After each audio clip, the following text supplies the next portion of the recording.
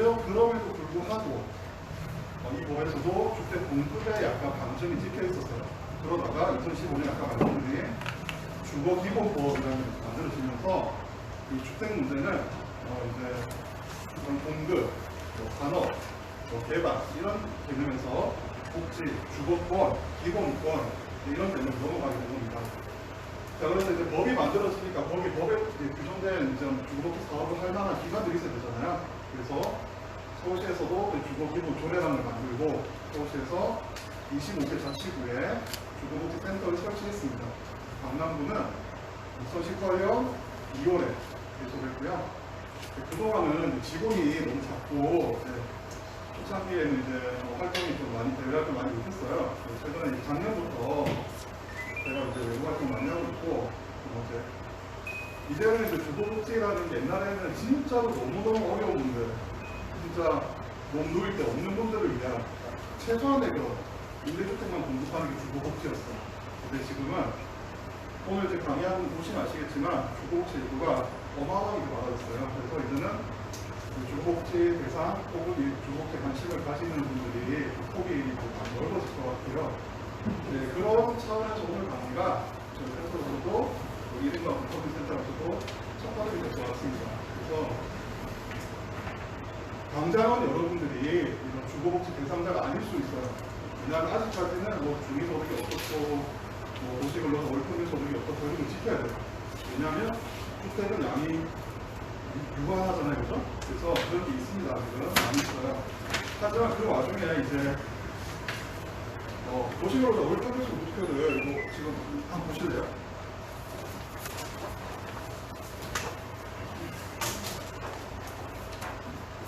이 페이지에 있는데 생각보다 금액이 꽤 돼요. 100%가 1인 가구 기준 299만 300만 원이에요. 도시근로자 월등소득 300만 원 미만이 뭔가 해보라는 게 있어요. 주거복지 안에서. 그리고 70% 이하 이렇게 되면 진짜 더 이것저것 할 게 더 많아지고. 이런 상황이기 때문에 점점 더 주거복지 대상이 넓어지고 여러분들이 오늘 강의를 당장 여러분들이 큰 혜택을 못 볼 수도 있지만 그냥 교양 강좌라고 생각하시고 들으시면 되고요. 주거복지 서비스 이런 게 있다는 걸 알고 계시면 나중에 어려운 분을 보고 나면 설명해 줄 수도 있고 본인이 또 순간적으로 어려질 수도 있잖아요. 그죠? 그러면 도움이 되실 거라고 생각하고 있습니다. 그래서 오늘 강의를 막 되게 재미있게 논담 이런 걸 잘 생각 못하시나 좀 친절하고 자세하게 설명을 좀 해드릴 수 있으니까 좀 지루하실 거라 잘 들으시고요. 저희가 이제 제가 강사 꼭 얘기해야지 약간 신뢰도가 있잖아요. 그죠? 사회복지사 박사하고 이렇게 부동산 공부하고 제가 이렇게 열심히 주거복지 진심으로 공부했다 알려드리는 거. 그리고 주거센터 소개를 앞에 잠깐 했는데 간단히 좀 하고요. 오늘 공동임대주택 유형에 대해서 유형별로 딱 간단하게 설명할 거예요.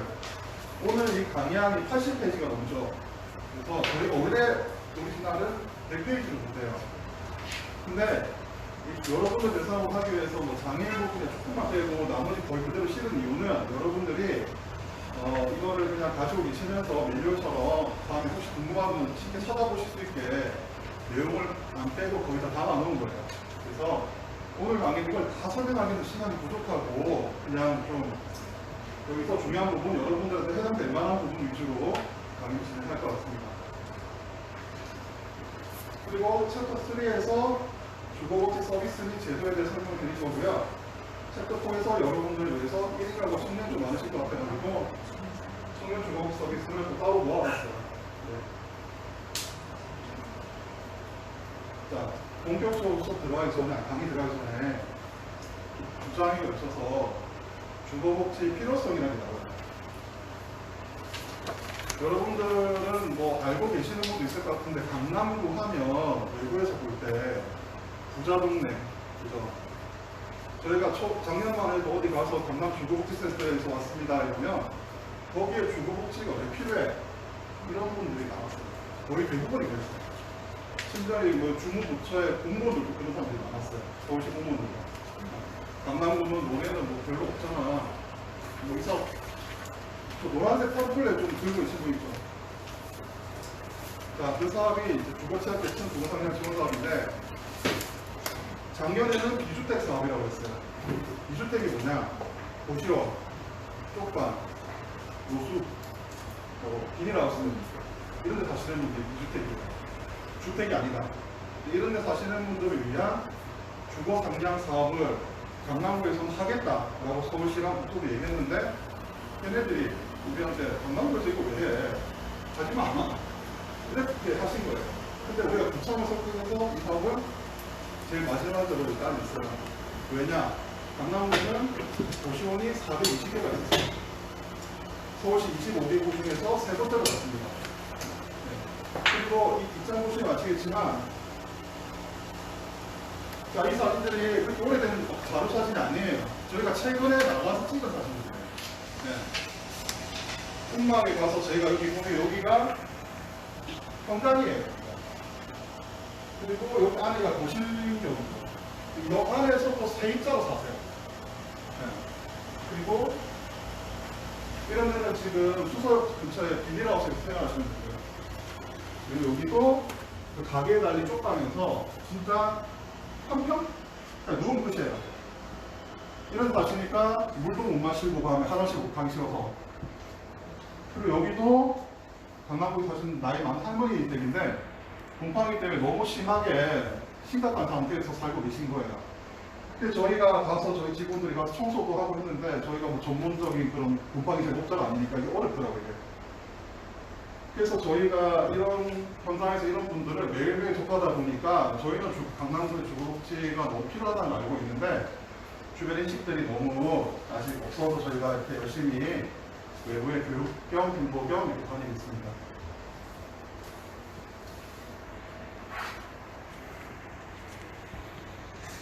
안 넘어가요. 나도 모르나? 네. 자, 금방 끝내 말씀드렸는데 교복센터는 각 구에 다 있고요. 강남구 서초로 다 있습니다. 그리고 저희 센터는 수서역에 있어요. 수서 가면 영구인 아파트 단지들이 많아요. 근데 거기에 주거취약 계층이 많을 거라고 해서 자리를 해봤는데, 네, 근데 거기 이제 영구인데 사시는 분들은 이미 좀 안정이 되신 분들이더라고요. 그래서 저희도 이제 역삼도 이쪽으로 이사하고 싶은데 너무 비싸서 못 오고 있습니다. 자, 여기 전화번호가 있으니까 언제든지 상담하시고 싶은 분 있으시면 전화 주시면 돼요. 자, 그렇다면 주거복지센터는 누가 이용하느냐? 강남구 사시면 되고요. 타구에 사시면 전화 오시면 저희 타구의 주거복지센터로 이제 이관을 드립니다. 자, 대상은 주거취약 계층이라고 되어 있죠. 처음엔 이랬어요. 근데 지금은 주거복지 대상이 주거취약 계층에 너무 필요 없는 것 같아요. 그냥 일반적으로 직장 다니는 청년들도 전화 많이 오시고요. 단기적으로 시프트 같은 거는 몇 억씩 있어야 들어갈 수 있는 집이거든요. 그런 것도 상담하러 오실 수 있고요.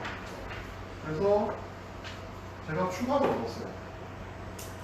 저희 센터에는 기준 중위소득 80% 이하를 지원해라라는 서울시 지침이 있어요.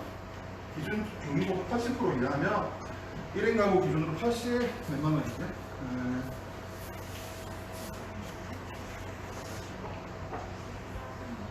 얼마지?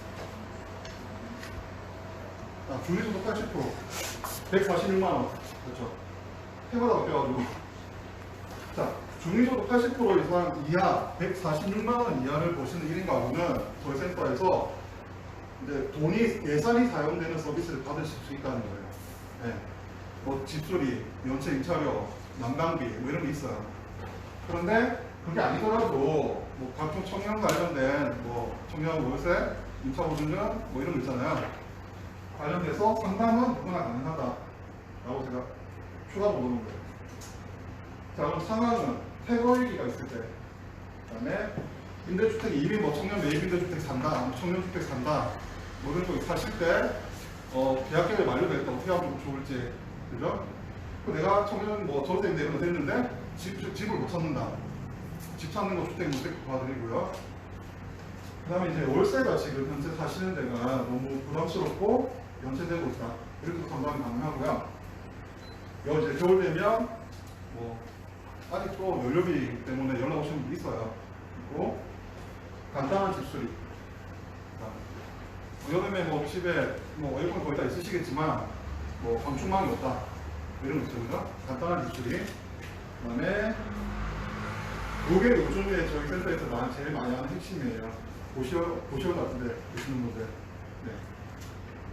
비주택 거주자라고 했는데 이게 좀 이게 주택이 아니다 해서 비주택인데 왠지 부정적이어가지고 국토부에서 주거취약으로 바꿨는데 그게 뭐가 다른지 모르겠지만 어쨌든 보시오 같은 하시는 분들. 요거 저희가 지원하는 사업에 대해서는 뒤에서 좀 자세하게 설명드릴 겁니다.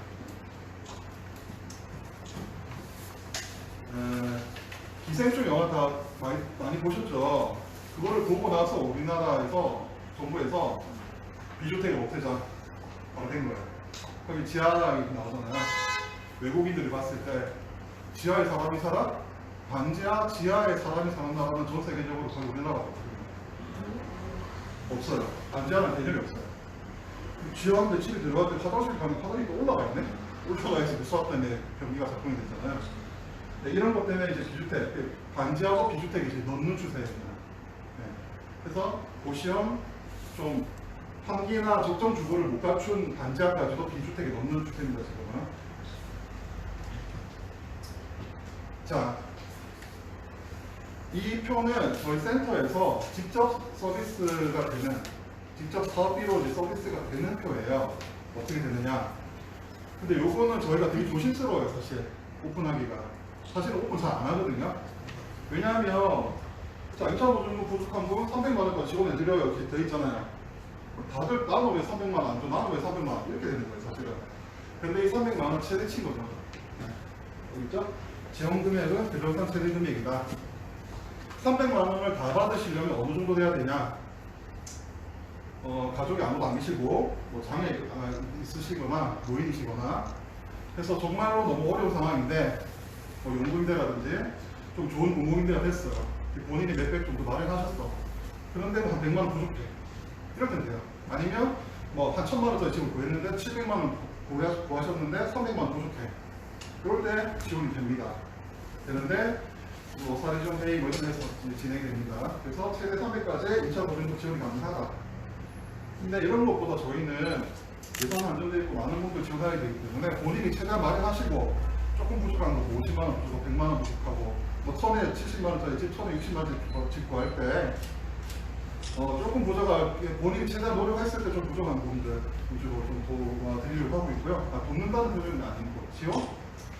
뭐 하나 더 말씀드리고 싶은 게 복지기관이나 복지 서비스를 이용하실 때 이거를 혜택이라고 전혀 생각 안 하셨으면 좋겠어요. 저희도 돕는다는 표현을 안 쓰려고 하거든요. 권리 복지 서비스 받는 거는. 그래서 저는 저 친한 친구나 뭐 동생들한테도 집 사기 힘들면 이런 거 이용해라. 요즘에는 이거 이용하는 거 아무 흉이 아니다. 이런 복지 서비스 있는 거 이용하는 거 아무 흉이 아니에요. 그동안 우리나라 국민으로서 세금 내시고 살았고 국민의 그런 의무 다 지키고 사셨고 그죠? 그러면 뭐 상황이나 조건이나 맞으면 복지 서비스 이용하는 거는 아무 흉이 아니다. 네, 그래서 뭐 이런 게 자기가 좀 필요하다 싶으면 연락 주시면 최대한 도와드리려고 노력은 할 텐데 예산상 관계로 좀 막 풍족하게 넉넉하게는 지원 잘 안 되는데 거기에 대해서는 좀 이해를 좀 부탁드리고요. 일단 2차로 같은 것도 지금 5월달이잖아요. 이미 소진이 됐어요. 네. 1년치 예산 받은 거를 저희 최대한 아끼고 했지만 요청이 너무 많아서 보증금 조금 남아있어요. 네. 연료도 좀 남아있고 뭐 나머지 좀 남아있어요. 그러니까 코로나 이후에 뭐 1홍씩 해가지고 돈 좀 받아서 고시원비 내시고 월세 내시고 하시던 분들이 월세를 못 내시는 분이 되게 많이 늘었어요. 그래가지고 지금 저희가 이런 사업비가 좀 빨리 떨어지고 있다. 그래서 여러분들이 나 혹은 주변에 도움이 필요한 분 있으면 이런 데 있다더라 알려주시는 거 좋은 것 같고요. 자, 그 다음에 공공임대주택이라고 있는데 혹시 좀 아시는 분 있어요? 현재 내가 공공임대주택 입주에 관심이 있어서 좀 알아봤다든지 아니면 혹시 이미 살고 있다든지 혹시 알고 계세요? 매입인데, 전세인데, 국민주택, 행복주택, 뭐 등등등 아무 없으세요? 뭐 있으세요? 서초군만 청년 임대주택인가? 그런 네, 어떤가요? 어디였어요? 청년주택 이런 거. 역세권 네, 청년주택이요? 그런 것만 알아요. 네, 그거는 공공임대는 아니고요. 준공공임대예요. 여기 말고 뒤에서 다니는 거예요. 왜냐하면 거기는 건설주체가 민간 건설사예요. 그러면 시나 정부에서 용적률을 더 주고 더 높게 더 많이 지어라. 대신에 너네는 요거 청년들 대상으로 신혼부부 대상으로 좀 싸게 줘라. 이거거든요. 네. 자, 공공임대 유형은 이거가 좀 더 많지만 대략 이렇게 정리가 됩니다. 그런데 빨갛게 색칠된 게 있고요.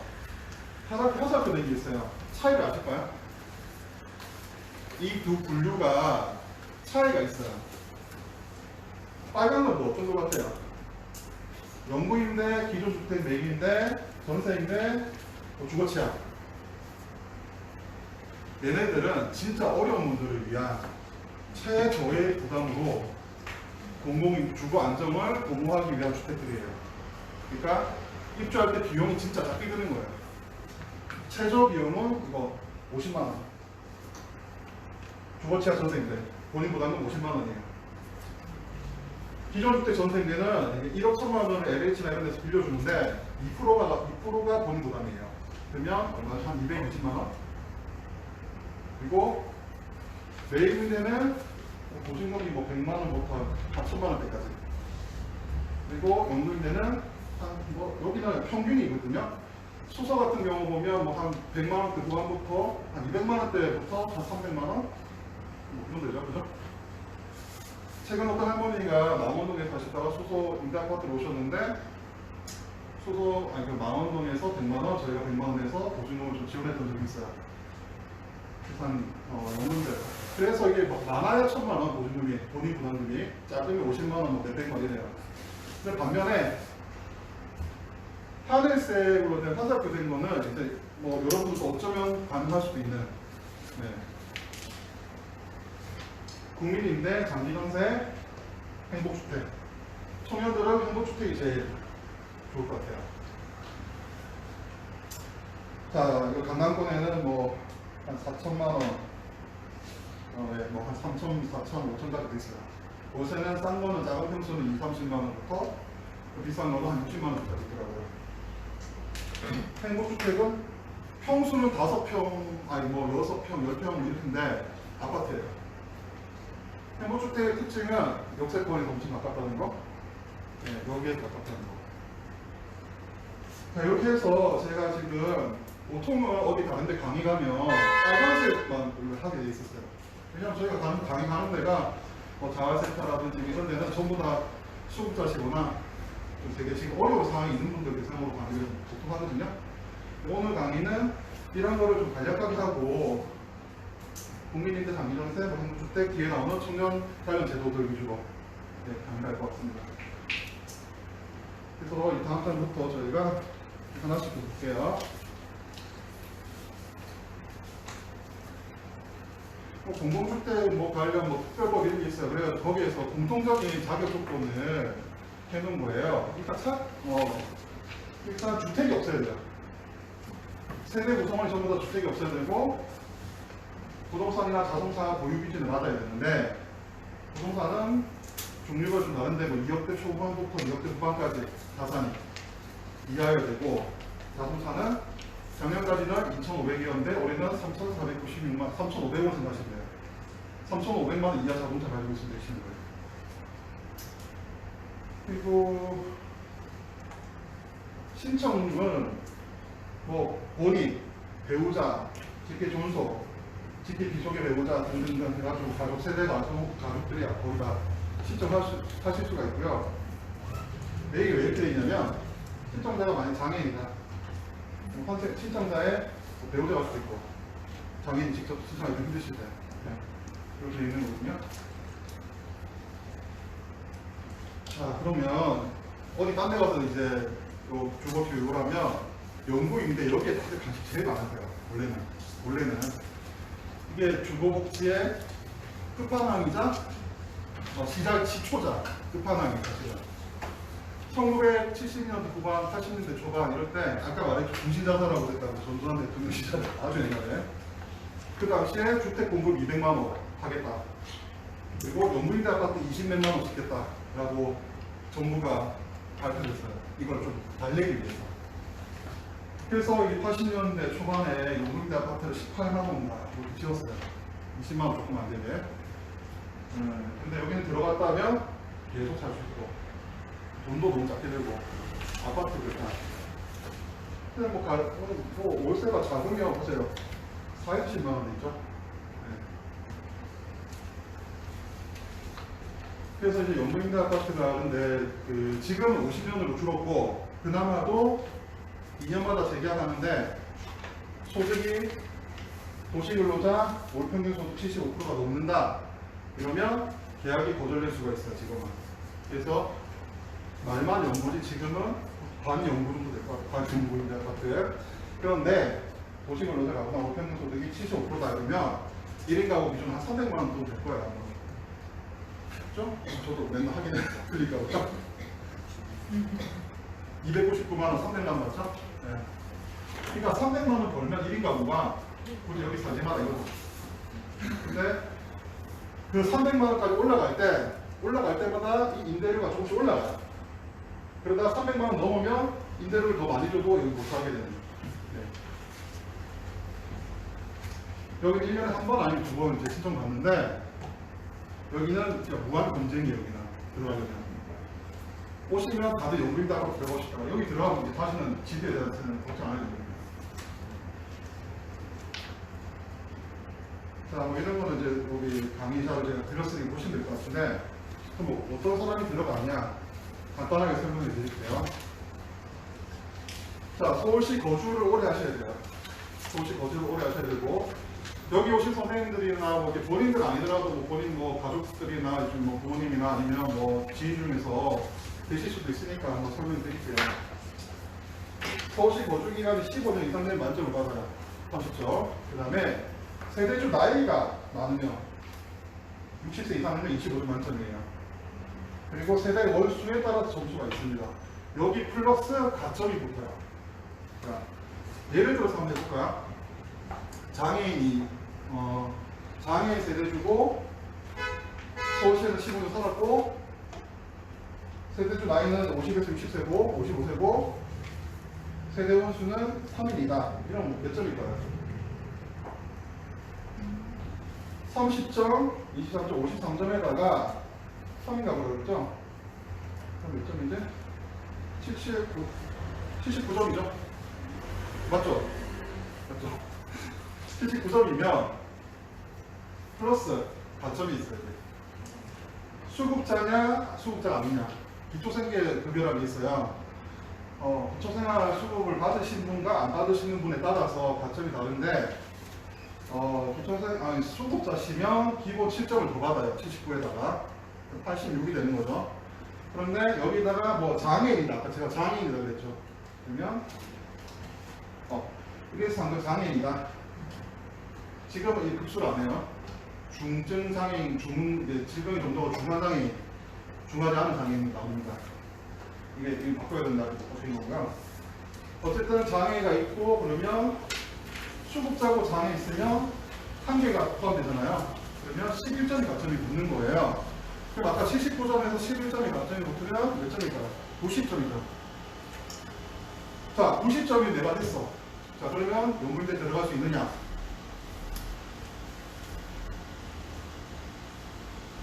자, 실제 당첨 점수를 저희가 조사해서 올려놓은 거거든요.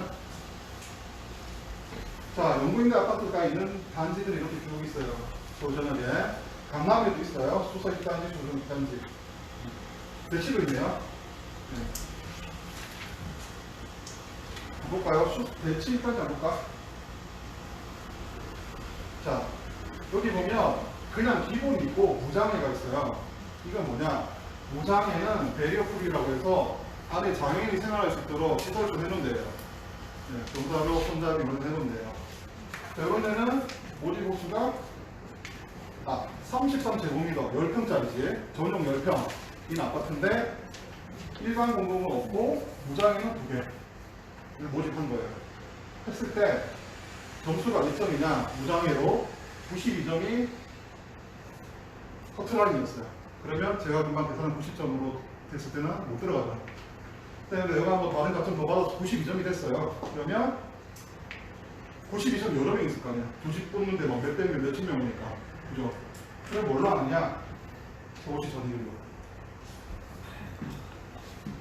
86년에 이사를 왔던지 86년에 서울에서 태어난 사람이까지 들어간 거예요. 그죠? 수서 같은 데는 작은 점수는 88점에도 들어가는 분도 있어요. 만약에 내가 수서에 넣었다. 이러면 들어갔겠죠. 90점이었으면. 그래서 연구인대 아파트를 여기 제가 지금 드린 자료를 가지고 계시니까 언제든지 누구든지 계산해 줄 수도 있고 본인 해볼 수도 있거든요. 지금. 그래서 저희가 원래 강의 자료를 100% 안 해요. 근데 여기는 전문분들이고 워낙 뭐 스마트 하실 것 같아가지고 알아서 이제 보시고 찾아보시고 다 하실 수 있을 것 같아서 제가 드리라고 했거든요. 자, 그래서 나중에 한번 보시고요. 연구인대 아파트 이걸까지 설명하고 연구인대 아파트에 대한 뭐 호기심이나 질문 갖고 한다고 사실은 이게 거의 1시간 걸려요. 근데 여러분들은 아직 젊으신 분들이 좀 많으신 것 같고 그래서 보셨다시피 연구인대 들어가려면 거주 기간, 나이 이런 데서 일단 점수를 많이 못 받기 때문에 지금 여러분들은 그건 나중에. 그리고 막간에 한 말씀 드리고 싶은 게 공공임대를 처음부터 제일 높은 단계로 가려는 분들이 많아요. 연구인대가 할까 하면서 계속 버티는 분들이 있어요. 전혀 그럴 필요가 없다는 거. 공공임대 주택을 갖다가 뭐 좋은 데로 또 옮기고 사다리 타고 올라가듯이 주거 사다리 타고 올라가듯이 계속 바꿀 수 있거든요. 처음에 젊을 때는 아니 조금 아직 점수가 좀 부족할 때는 전세임대 좀 들어가기 쉬운데 전세임대라든지 다른 거 좀 쓰다가 또 나중에 예비임대 갔다가 나중에 나이 들어서 연구인대 가도 되는 거예요. 그러니까 어떤 분은 나는 연구인대 아니면 안 해. 이런 분들이 있는데 그럴 필요 없다. 자, 두 번째 연구인대에서 나온 게 다음에 나온 게 전세임대인데 요거는 그게 접근이 좀 쉬운 접근성이 좀 좋아요. 아까 제가 전세임대 본인 부담금이 몇 프로라고 했어요? 2%. 돈을 얼마 들여주느냐? 1억 1천. 네. 이 1억 1천은 뭐냐? LH 같은 데서 주택도시기금에서 돈을 땡겨와서 집주인한테 보증금으로 넣어주는 거예요. 그래서 1억 1천짜리 집을 내가 전세를 구했다, 아니면 보증보호세를 구했다.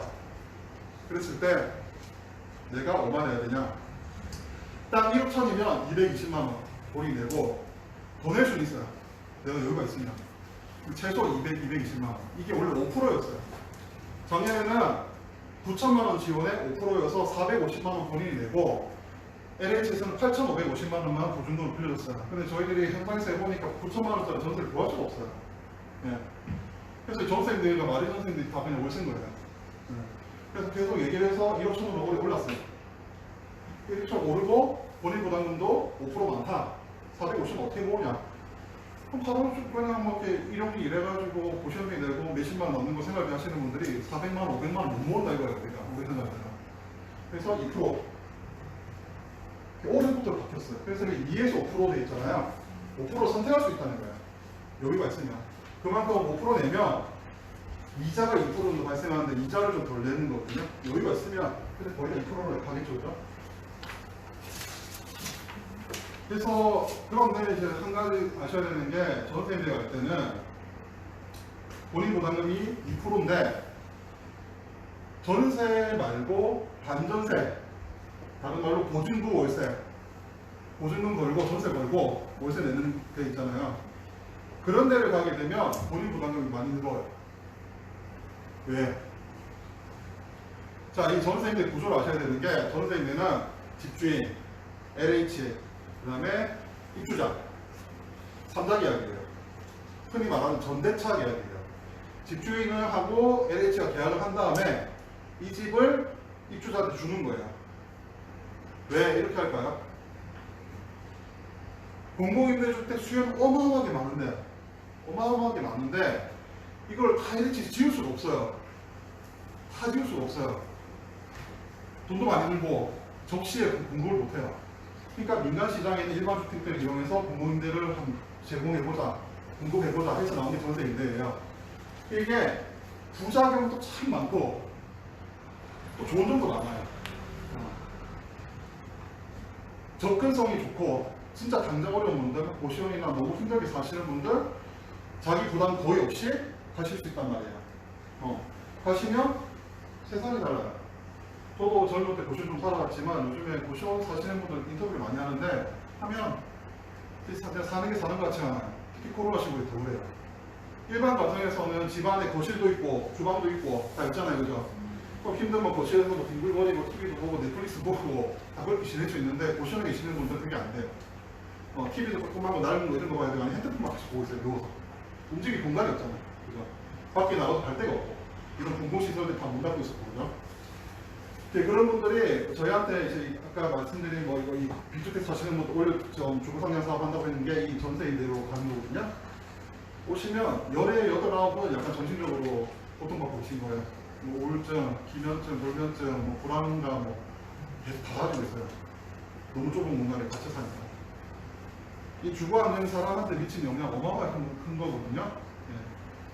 그래서 어쨌든 이 전세임대가 그런 측면에서 접근성이 좋고 본인 부담이 적다는 점에서 큰 장점이 있는데 아무래도 집주인하고 뭐 계약해야 되고 하니까 집주인들이 집을 잘 안 줘요.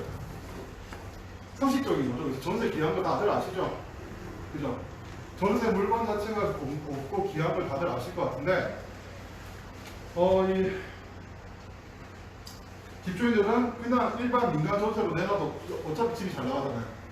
그죠? 내놓으면 금방 나가죠, 전세는. 월세가 많지. 근데 굳이 LH한테 전세임대 줄 필요 없는 거예요. LH한테 전세임대를 주려면 과정이 복잡합니다. 어떻게 복잡하냐? 부동산한테 가서 LH 전세 있는 집 보여달라고 해서 이제 가잖아요. 집주인하고 만나잖아요.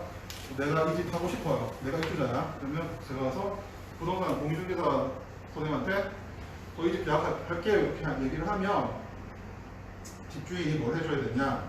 선순위 임차 보증금 확인서를 끊어줘야 돼요. 내가 이 건물에서 총 보증금 얼마 받고 있고 월세를 얼마 받고 있고 그거를 LH에 따줘야 돼. 왜? 그래야지 LH가 이 앞에 걸린 보증금 따라서 만약에 이 집이 경매 넘어간다. 앞에 걸린 보증금이 많으면 보증금 이 전세 지원금 떼이는 거예요. LH가 손해를 더하는 거예요. 주택 도시기금이 손실되는 거예요. 네. 그리고 월세가 좀 많이 밀린다. 이래도 이 입주자한테 원래 책임이 있지만 집주인하고 계약은 LH가 있잖아요. 월세 밀린 것도 LH가 또 하는 경우가 많아요. 그러다 보니까 아까 말한 본인 부담금도 더 많이 내라고 해요. 보증금 월세 때는.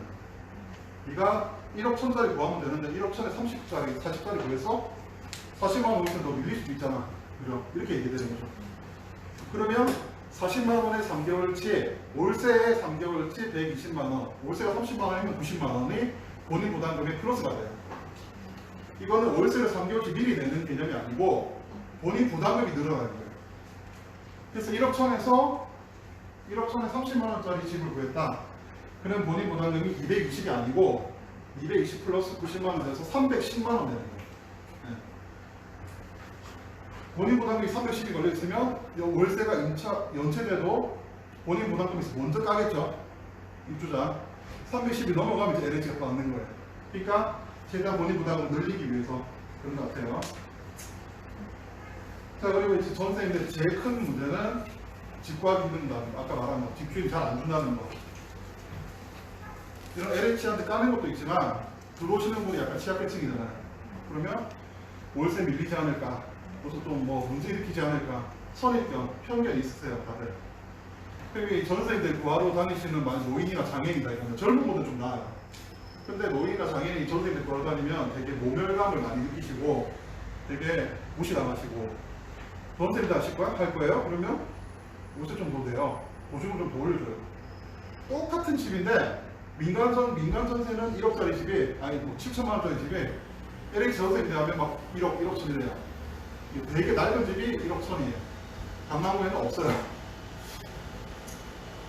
그래서 이 전세임대 제도 때문에 다 써본 집도 1억 천. 딱 그냥 9천이었는데 1억 천으로 보증금 지원이 오르니까 그 1억 천 다 돼버렸어요. 그래서 저희가 이제 전세임대 때문에 집 구하시는 분들을 많이 보고 있어요. 전화 오시면 제일 처음 여쭤보는 게 강남구에 계속 사셔야 돼요. 왜냐, 같은 돈으로 강남구에서 반지하밖에 못 구하고 막 너무 낡은 집밖에 못 구하니까. 이왕이면 같은 돈이면 훨씬 쾌적한 집도 구할 수 있는데 다른 걸로 가시면. 그래서 이제 직장, 뭐 교회, 병원 이런 이유 때문에 강남에 꼭 계시겠다 하면 또 그 나름대로 돕는데 뭐 또 다른 지역 가셔도 된다는 분 있으면 또 다른 지역 가실 수 있도록 저희가 주택 문제를 하고 있습니다. 그래서 어쨌든 이 구체적인 뭐 신청 자격 이런 건 일일이 다 안 읊을게요, 그죠? 이거는 뭐 다 책에 있는 거죠. 읊을 필요가 없잖아요, 그죠? 네. 이런 거 보시고 내가 전세인데 관심 있다 이러면 전화하세요. 저희 상담원 선생님들 여기 선생님들이 다 저보다 더 잘하시니까 상담 다 잘해주실 거라서 나는 뭐 청년 관련 뭐 관심 있다 하면 전화해서 청년 담당자 잡고 주세요 하면 거기 저 선생님이 받으실 거기에 소감 들어주세요. 그래서 이 전세임대는 이제 뭐 좀 뭐 장점도 있고 단점도 있다. 일단 물어봐 볼게요.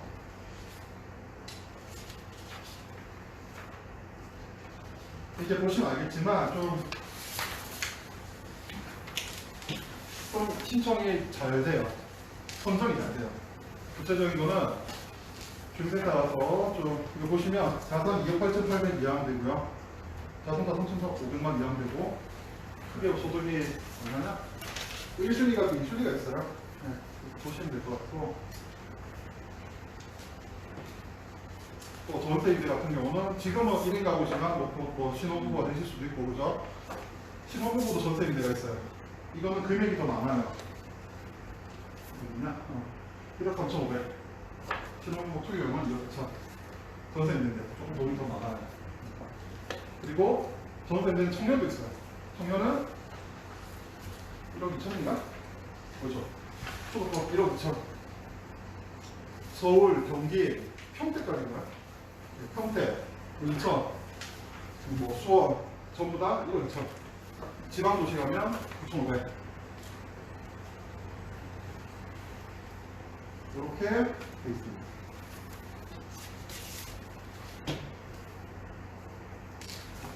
또 계산식은 제가 아까 말씀드린 게 아니고 본인 부담금이 뭐 보증보험 세입 어떻게 된다 뭐 이런 거 설명드린 거고요.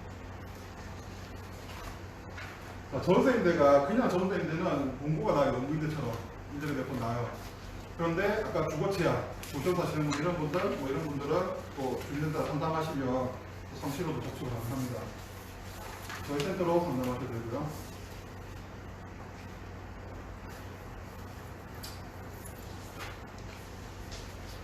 자, 이게 저희 센터에서 주력으로 요즘 하고 있는 사업인데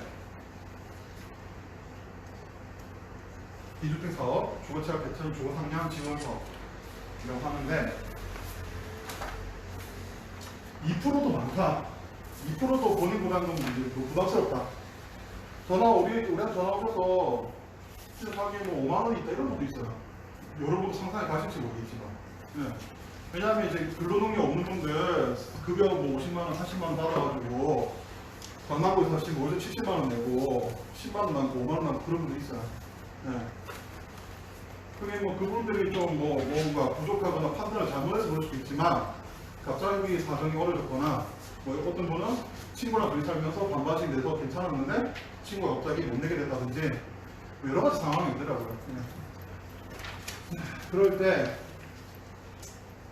몇백만 원 모아서 이사 간다? 본인 부담금만 있으면 이사 가는 거 아니잖아요. 이사 비용도 있어야 되고, 그죠?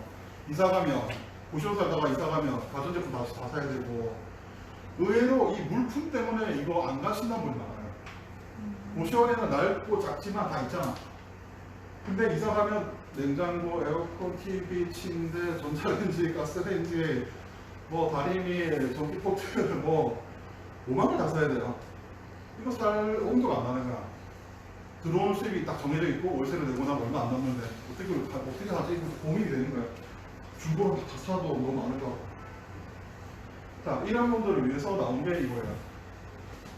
전세 임대 중에서도 특별히 주거 취약이라고 되어 있지만 여기에 해당되는 분은 비주택, 도시원, 침수 우려 있는 되게 열악한 반지하, 뭐 쪽방, 어디 뭐 다른 쉼터, 노숙인 쉼터 이런데 그런데 있는 분들, 우리 오신 분들은 뭐 주차장에 사시는 분도 있고요. 그럼 건물에 계단실 있죠. 계단 올라가면 사이사이에 있는 주방도 없고 화장실도 없는 그리고 계단실에 사는 분도 있고 별의별 분이 다 있어요. 네. 그런 분들은 저희가 의뢰해가지고 주민센터 주무관들이 나가서 현장 보고 이번 지금 좋은 취약 해주자 해가지고 선생님들 해줍니다. 주변에 어려운 분도 있으면 해주시면 좋을 것 같아요. 그래서 오늘 팜플렛하고 가져온 거거든요. 그래서 이분들은 고시원인 등은 비주택에서 3개월 이상만 사시면 이게 돼요. 주거취약 전세인데 이게 만약에 선정이 된다 그러면 본인 부담이 없다고 봐야 돼요. 뭐냐 50만 원이라고 아까 얘기한 거 들으셨죠? LH 주거취약 전세인데가 제일 저렴한 부담이고 50만 원이다라고 아까 처음에 말씀드렸어요. 공공임대주택 이런 게 있을 때 그게 이건데 그거를 지금 저희 이 사업을 하면서 본인 부담금 50만 원도 환급 받아서 돌려줘요. 이사비 20만원, 생필품 20만원, 총 90만원을 돌려줘요. 먼저 쓰시면. 플러스, 이거는 주거복지재단이라는 데서 하는 거고, 플러스 저희도 센터에서 또 물건 사드리거나, 뭐 입주 청소해주거나, 노약자나 장애인 같은 경우는 뭐 가스 차단기라든지, 편의시설 이런 거 해드리는 게 또 있어요. 그래서, 비주택에 살고 전세임대가 가능한 분들은 이 사업을 통해서 가시면 본인 부담이 거의 없이 가실 수 있다. 뭐냐면 전세 임대가 됐는데 공공임대가 되면 다른 공공임대는 되면 거의 다 들어가시거든요. 좋으니까 싸니까. 근데 전세 임대는 돼도 못 들어가요. 왜? 집이 없고 뭐 입주율이 한 30%? 강남구는 조사했을 때 20% 정도였어요. 전국 기준 50%라고 LH 주거복지처장님한테 제가 들었어요. 근데 전국 기준 50%면 비싼 강남구는 훨씬 낫겠죠. 전세 임대가 못 구하니까. 하구는 1억 천이면 전세 그냥 어디서 구할 때가 좀 있어요. 서울시내에서. 강남구는 1억 천에 3, 40조도 막 반지하고 이런 데도 있어요. 운 좋으면 뭐 대충 운 좋으면 반지 아닌 집도 구할 수 있지만 어쨌든 월세 3, 40을 기본 깔고 가는 거예요. 네. 어쨌든 그래서 주거 취약 계층 전세임대라는 게 있는데 그나마 이것도 입주율이 너무 낮아서 국토부랑 서울시랑 강남구랑 저희랑 이렇게 돈을 받아가지고 국토부에서 50%, 서울시에서 20%, 강남구에서 30% 돈을 줘서 센터에서 이거 지원하는 사업을 하고 있어요. 그래서 고시원인데 사시거나 아니면 사시는 분들 중에서 이게 필요하다 싶은 분 있으면 안내해 주시면 좋겠다.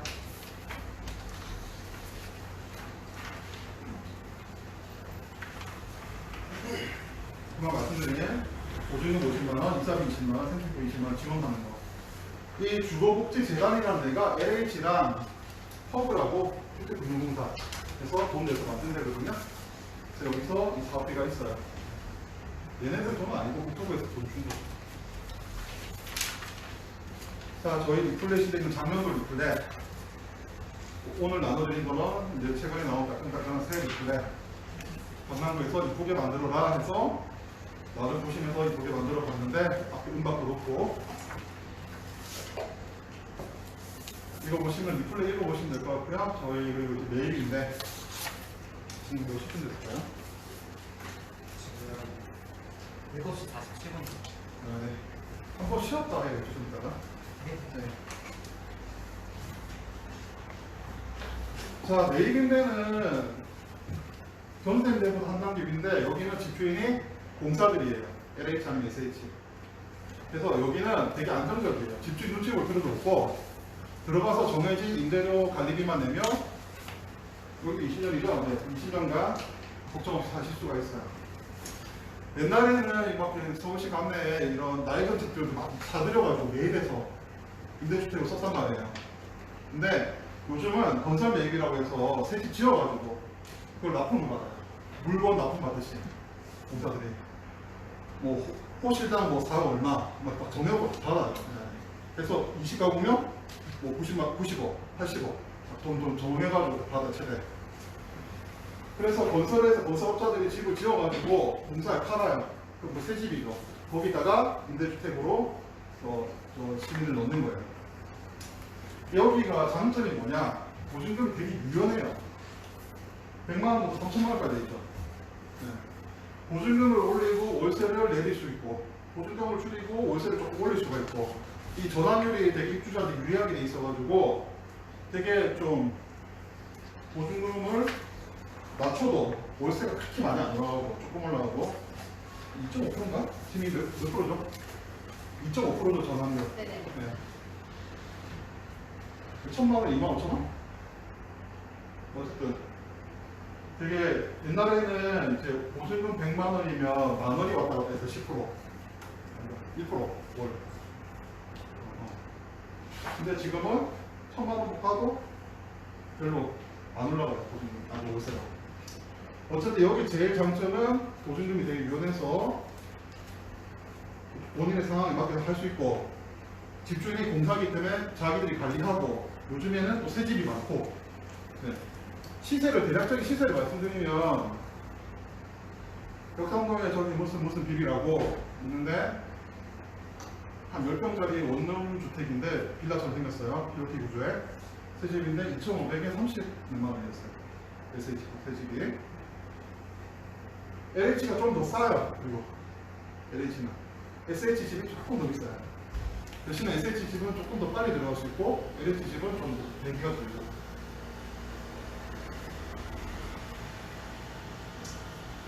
그래서 이제 제가 다 떠들 필요가 없을 것 같고 되게 자세하게 다 써놨으니까 보시고요. 입주 자격, 임대 조건 다 있고요. 자, 하나 아시면 좋은 게 모든 공공 임대주택은 공급원을 봐야 돼요. 그때. 공급원에 또 특별 조건들이 달리는 경우도 있고 조금씩 달라지거든요. 공급원을 한번 보셔야 돼요.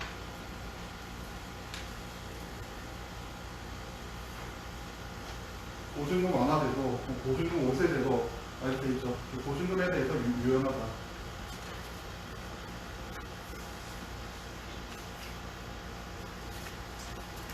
몇분까지 넘어갈게요.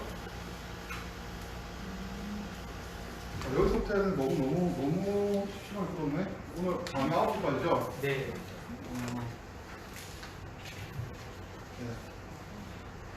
좀 몇 개 더 해도 될까요? 네, 좀 몇 개 더 하고 쉬는 시간 가질게요. 지금부터 조금 속도를 높여야 될 것 같아요. 제가 밥 없어가지고 지금 저희가 이거 챕터 3까지가 이제 기본이고 챕터 4가 새로 추가됐는데 새로 추가되고 첫 강의여가지고 한 3시간 이상 해야 될 것 같은가 봐요. 그러니까. 자, 국민임대 행복주택, 장기전세 세 가지가 조금 여유 있는 상대적으로 중3층까지는 모르겠지만 일단 너무 어렵지 않은 분들 해볼 만한 거예요. 국민임대 행복주택이 되게 유사한데 차이가 뭐냐? 국민임대는 말 그대로 그냥 대중적인 국민들 그걸 위한 임대주택인데 아파트예요. 그리고 평수가 조금 넓어요. 행복주택보다.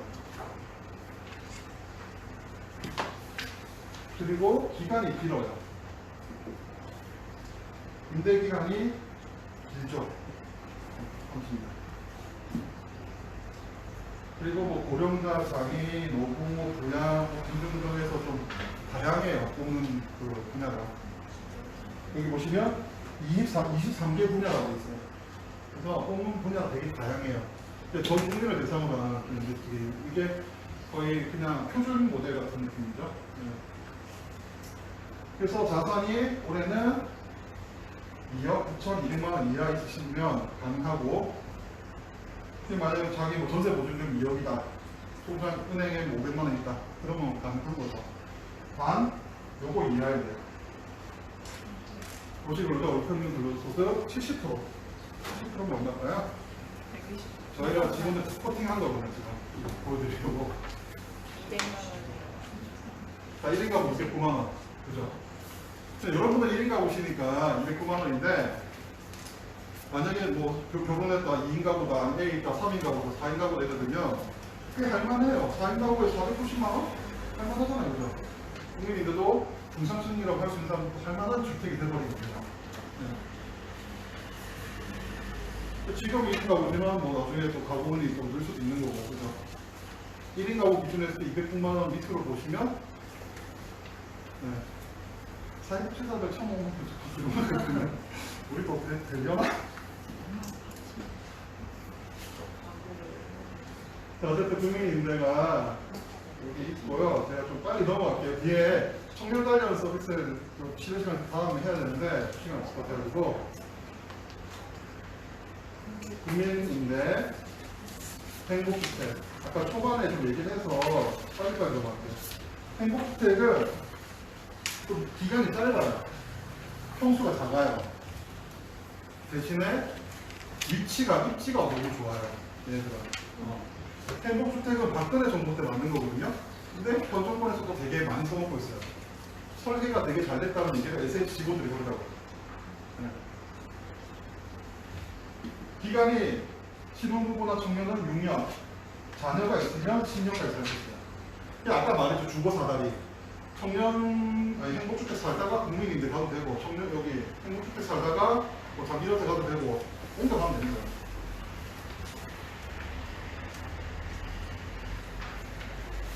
주로 활동이 많고 직장을 다니고 하는 대학생, 청년들, 또 신혼부부를 대상으로 80%를 공급합니다.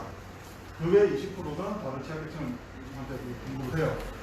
그래서 행복주택에 들어가면 되게 젊은 에너지가 넘치는 주택이죠. 아파트죠. 지도를 보시면, 자, 보시면, 힐스테이트 녹본이면 녹본역에 바로 옆에 있어요. 마포 프레스티 사이, 브랜드 있는 건설회사 거죠? 여기인데, 지하철 여기 있네요. 여기 있어요. 가까워요. 다 지도 한 시간에 다 담겨요. 신설동역에서 여기 행복주택. 홍세역에 있는 거, 홍세역에서 여기 바로 붙은 거죠. 사실 여기 아파트 있고 여기니까. 그죠? 이런 식으로 행복주택들은 입지가 되게 뛰어납니다. 그래서 청년들이시고 하니까 가능한 거 한번 해보실 수 있을 것 같아요. 자, 이런 기준 이런 거 넘어가겠습니다.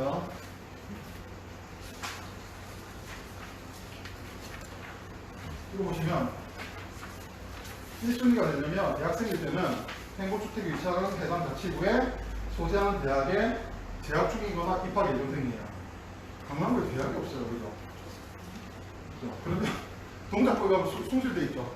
동작구에 있는 행복주택을 숭실대생이 지원하면 1순위가 될 수 있다는 거예요. 네. 아니면 취업준비생 그냥 거주하는 자 동작구 가서 살면 돼요. 대학 안 가도. 자, 장기전세. 장기전세는 또 말도 많고 좀 핫한 인물인 오세훈 시장이 10몇 년 전에 만든 건데 알고 계세요? 이게 아직도 살아있어요. 네. 대단한 거죠. 정권이 바뀔 때마다 임대주택 제도는 많이 계속 바뀌어요. 근데 살아남은 게 현대 정권과 반대되는 정권에서 만든 게 두 가지 살아남아 있는 게 행복주택, 장기전세. 그만큼 이것도 처리가 잘 됐고 지금 공급이 33,000세대가 됐다던가. 네. 되게 요지에 좋은데 많이 있어요. 이게. 네. 주변의 시세 뭐 60%? 보자 보면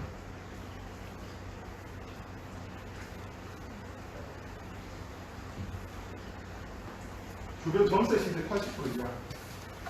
아니면 매매가 30% 이하로 전세 가격이 조정돼요. 10억짜리 아파트, 10억짜리 전세 아파트면 여기는 전세 8억 이하인 거예요. 8억이 아니고 6억이 될 수도 있고 5억이 될 수도 있어요. 최대 8억까지만 받아라. 자기 전세 봤을 때는. 아니면 주변의 시세가 이걸 기준으로 할 수 있는 거예요. 그러면 10억짜리 매매 가면 3억 전세만 받아라. 이렇게 되는 거예요. 그러면 중산층까지 할 수 있는 거예요. 5억 갖고 6억 갖고 있는 분도 할 수 있는 거예요. 10매도짜리 아파트 장기전세 6억에 들어갈 수도 있는 거예요.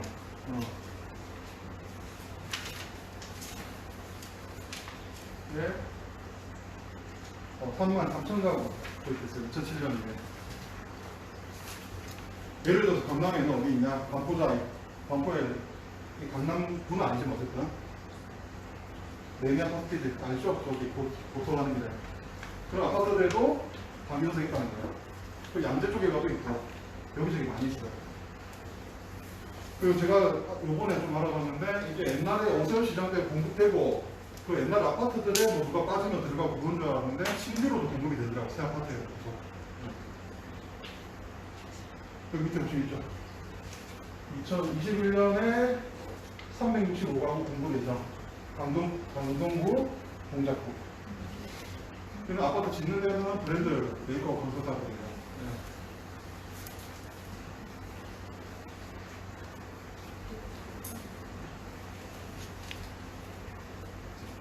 여기 있죠? 장비전은 아파트 시세 예약. 이건 좀 지금 더 비쌀 것 같긴 한데, 이 조사 당시 기점수에 상암 월드컵 파크 85제곱미터는 우리 흔히 말하는 30평대 아파트예요. 전용 25평. 이때 시세는 전세 6억, 지금은 8억 할 것 같아요. 더 비쌀 것 같아요. 근데 장비전은 3억 7,500. 우리가 얼마나 되니 있나? 아, 여기가 분명히 여기. 아까 말한 여기 앉아있다는 거. 경보고속도로 타고 다니다 보면 맨날 보여. 이렇게 공부를 쓰려면 타고 이렇게 같아 있어요. 서촌 A차이. 맞나? 어쨌든 이거 5천. 네. 전세가 8억 5천. 지금 거기서 있죠? 그냥 안 보니까.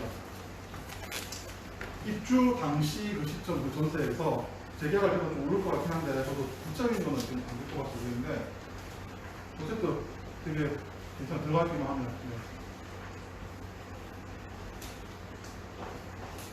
이걸 알려면 주택 청약을 2년 이상 넣어야 돼요. 기본. 주택 청약 2년 이상 넣어야 되고, 청약을 돈을 많이 넣을 필요가 없어요. 제가 엊그저께 저희 친한 동생이 왔는데, 청약을 넣다가 너무 어려워져서 해야 됐대요. 얼마나 하니까 뭐 몇십만 원씩 넣었대요. 왜 몇십만 원씩 넣어서 괜히 돈도 많이 없는데, 2만 원씩이라도 올려 넣어라. 네. 저도 2만 원씩 넣었어요. 일단 기본 2년 이상. 그러면 1순위가 될 수 있다. 근데 1순위 속에서 또 뭐 경쟁하고 추첨하고 그런 게 있어요. 그런 게 여기 밑에 내용이 있는 거예요. 그냥 그때 공고문을 보시면 되고, 이 공고문 이런 걸 보고 싶으면 LH나 SH 홈페이지에 가가지고 문자 알림 서비스를 하세요. 그러면 다 옵니다. 공고 뜰 때마다. 그걸 보시고 읽어보시고 이해 안 되시면 저희한테 전해서 여쭤봐도 되고, 아니면 뭐 LH 마이홈센터나 SH 센터에 전화해서 물어보셔도 돼요. 네.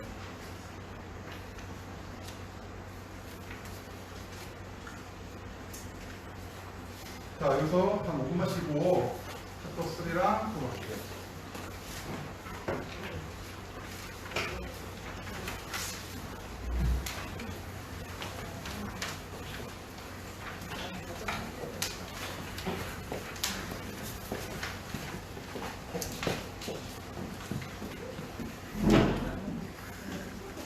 내려갈 수 있는 문 열어놨으니까 혹시 이용하실 때 1층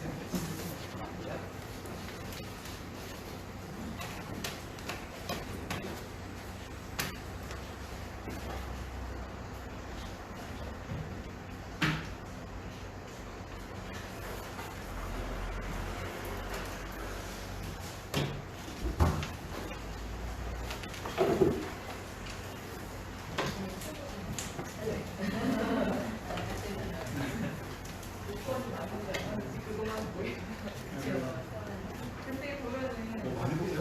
저거? 보세요, 이거 좀. 보시다가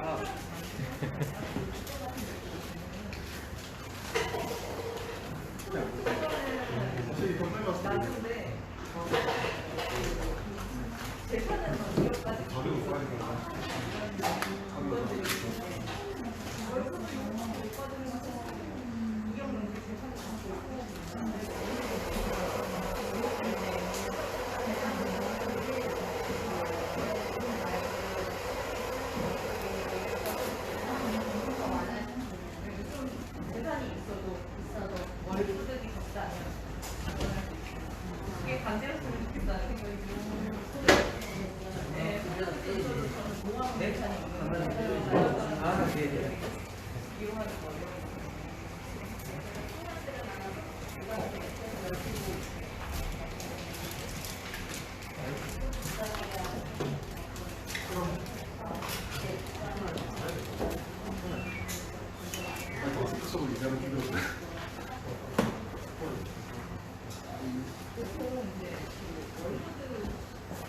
이라고 하면은 최근 1년 동안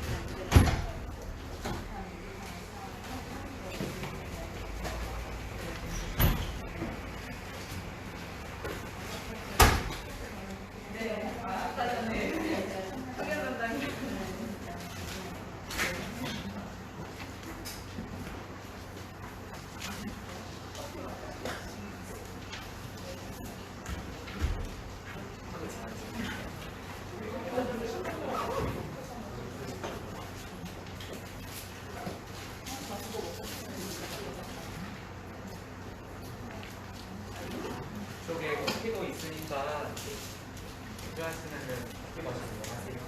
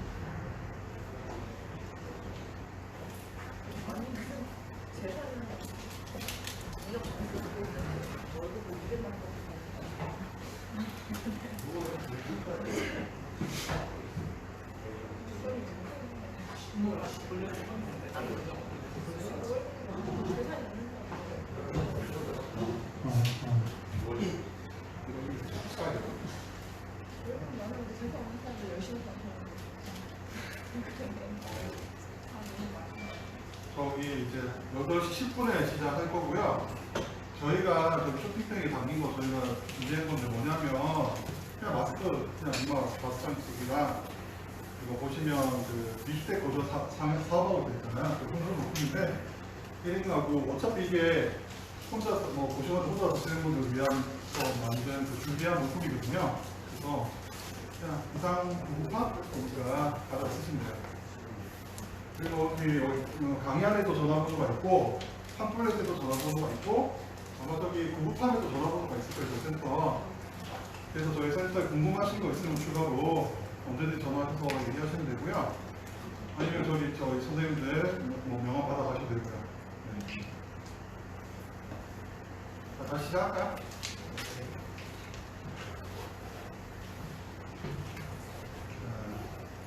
여기 오신 분들하고 너무 좀 안 맞는 게 많이 있을 것 같아요. 보니까.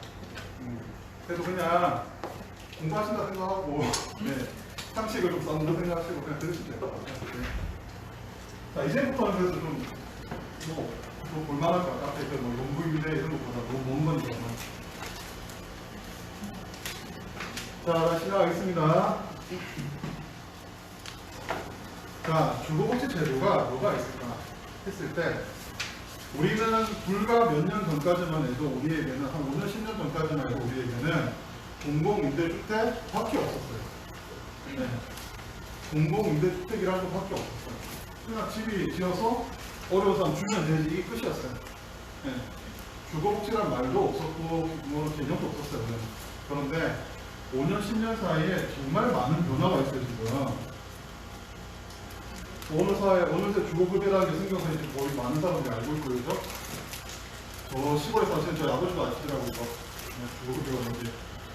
제가 말 안 했는데, 여기 뭐 긴급복지 지원 제도가 있는데, 이거는 딱 주거는 아니지만, 여기 주거비가 나와요. 설명드릴 거고요. 각종 주택 금융 제도가 있는데, 뭐 청년 관련된 제도로 해서 뒤에서 따로 설명드릴 거고, 이거는 장애인 편의시설을 먼저 뺄 거예요. 그리고 희망원조사. 이렇게 해가지고 좀 설명을 드릴게요. 챕터 3에서 주거급여 혹시 모르시는 분? 안 들어봤다. 들어보긴 다 들어봤다. 들어보긴 다 들어보신 거예요? 못 들어보셨어요? 주거급여 못 들어봤다. 생각보다 많으시네요. 정말로 여러분들은 이 주거복지 대해서 이렇게 필요성 이때까지 없으셨던 것 같아요. 그러니까 아니면 저희가 공부를 좀 못했던지 주거급여라는 게 있거든요. 사실 근데 모르는 거 많겠다. 저 아까 말한 제 동생 엊그제 상담 왔는데 주거급여 너네도 받을 수 있을 것 같은데 라고 했더니 깜짝 놀라더라고요. 그 친구가 그 동생이 뭘 잘못해서가 아니라 그 친구는 목사님이에요. 그런데 조금만 교회 목사님. 그러다 보니까 소득 신고가 120만 원밖에 안 돼요. 교회에서 많다고. 네. 실제로 도 어렵고.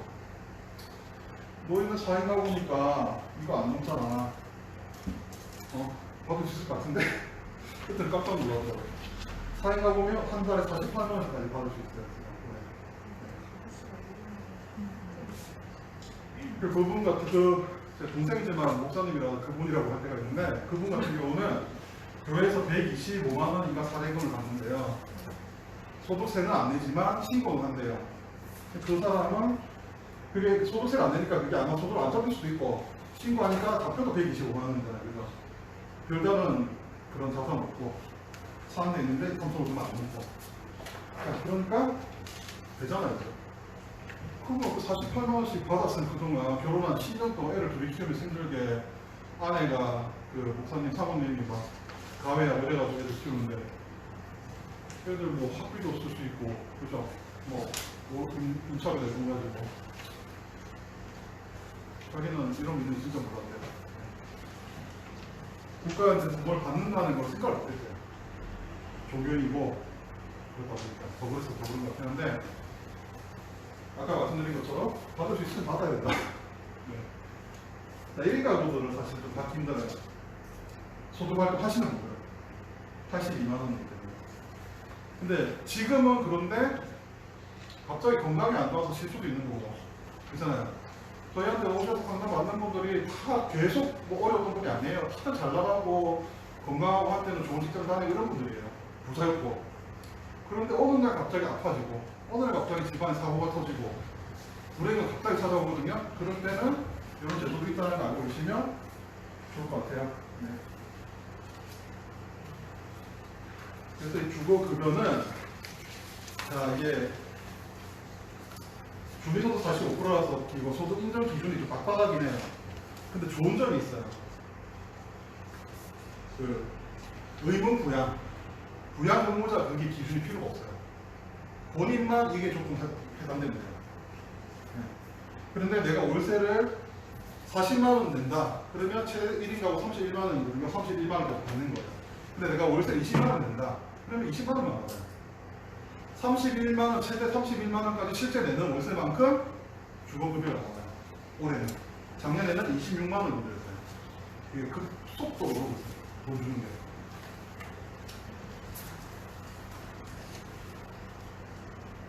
그래서 내가 지금 아파서 일을 못하고 수입이 많이 없는데 가족이 있어가지고 기초생계급여 이런 게 안 돼.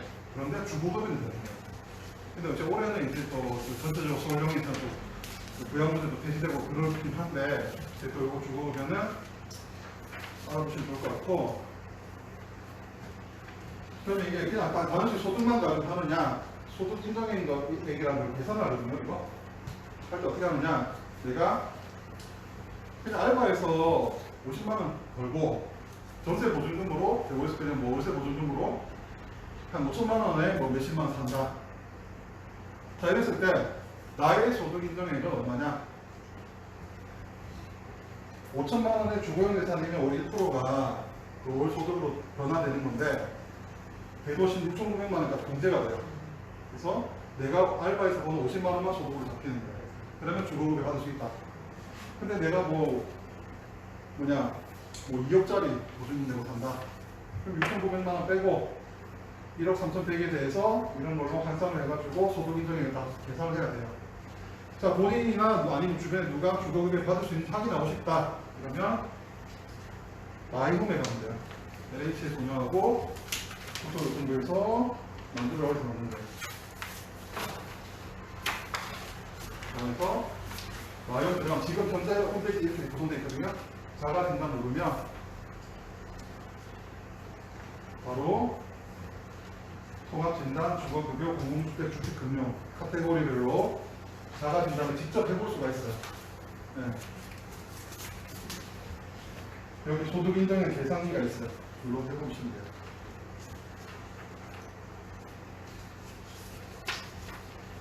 자, 주거급여는 실제 사는 LH 주거급여 조사원이 나와서 조사를 합니다. 와가지고 집주인 찾아가서 누구누구씨 여기 집에 사시죠? 월세 얼마에 사세요? 확인합니다. 그 다음에 돈을 줘요. 돈은 누가 주느냐? 공무원이 보내줘요. 네. 급여 지급은 시군구에서 한다. 읍면동 주민센터 가서 신청하면 시군구에서 조사를 하고 자산조회를 LH한테 실제로 주택에 사는지 확인시키고 그 다음에 돈 줘도 되겠다라고 결정되면 시군구에서 매월 20일 그 정도에 돈을 넣어줘요.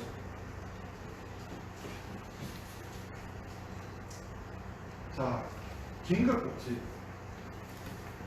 긴급복지라는 게 있어요. 갑자기 실직했다. 아니, 갑자기 불이 났다. 나는 가정에서 살기만 하다 이혼했다. 남편이 돈 버는 내가 이혼해서 갑자기 돈 못 번다. 등등등등. 많은 이유로 소득 활동이 갑자기 멈춘 경우 긴급복지라는 걸 신청하실 수가 있어요. 요게 보건복지부에서는 국가형이 있고 또 서울형이 있어요.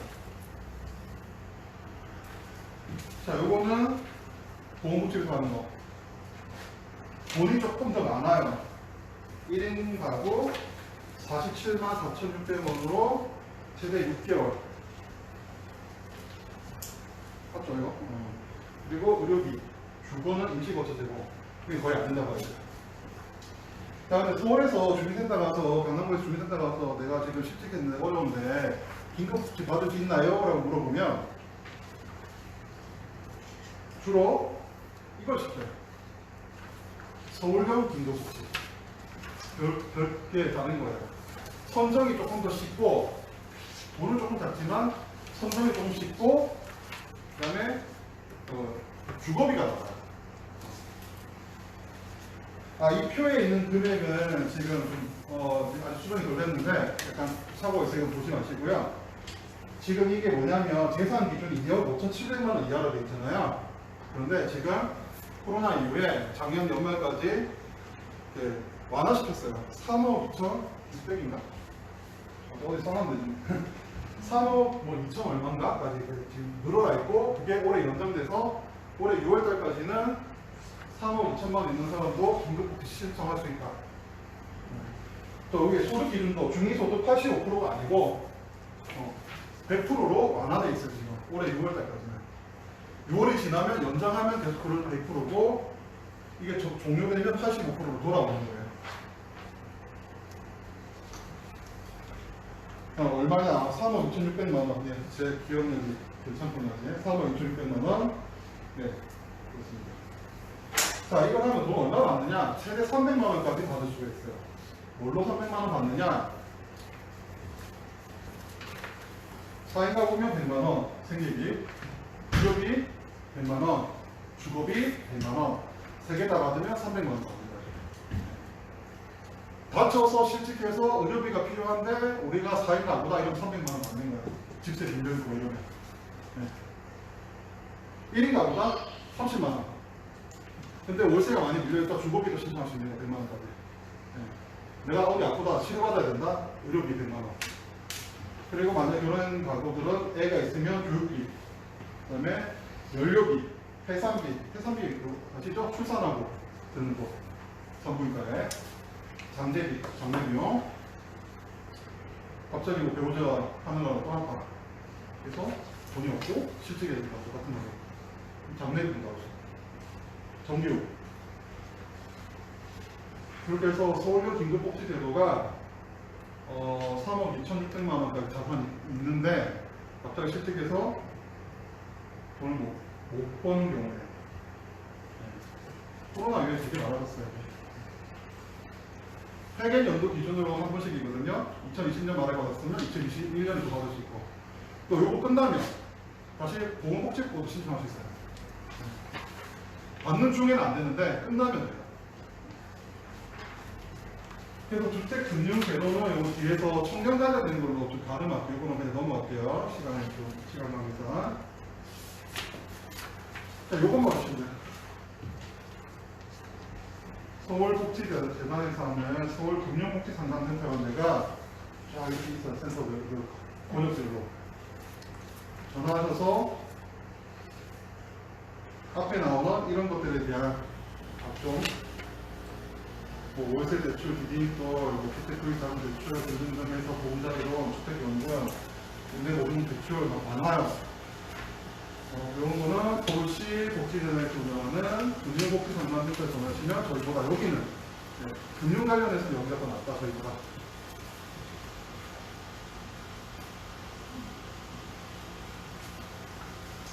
그리고 내가 지금 전세나 월세로 샀는데 집주인하고 트러블이 생겼다.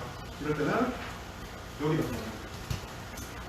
계약 기간이 끝나서 나왔는데 막 꼬투리 잡아서 막 보증금 다 안 내주려고 그런다든지, 그죠? 아니면 뭐 여러 가지 뭐 과도하게 돈 올려달라고 한다든지, 아니면 불합리하게 나가라고 한다든지 여러 가지 상황이 있어요. 나갈 건데 보증금을 빨리 안 돌린다든지 그러면 여기 전화하시면 여러 가지 돈을 주는까지 되게 확실하게 도와주는 걸로 제가 알고 있습니다. 자, 그래서 자, 오늘의 하이라이트 청년 주거복지 서비스. 청년이 몇 살까지 청년인지 아세요? 네? 몇 살?